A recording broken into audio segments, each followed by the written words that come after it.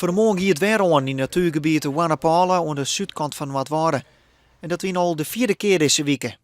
Ik nou wie de brandwachter weer vlug bij en dat is maar goed denk. Als het echt uit de hand loopt, en zoals de laatste 2 keer is het relatief vrij rustig wat de wind betreft, valt het mee. Maar heb je nou een straffe wind erbij en je komt een half uur later, ja, dan weet ik niet wat er gaat gebeuren. Want de natuur is zo droeg als hop. De kans op een grote brand, lijkt als de aanroende weken in de duinen bij het Noord-Hollandse Skorrel.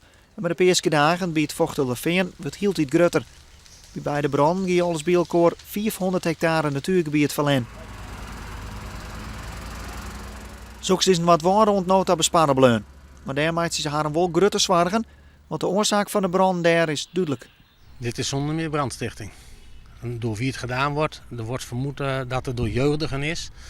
Maar er zijn ook al mensen in de buurt die eigenlijk erop beginnen te lopen van of ze iemand kunnen traperen. Maar tot nu toe nog niks. De politie neemt de zaak heeg op en doet onderzoek. Het jongen wordt vregen haar te melden.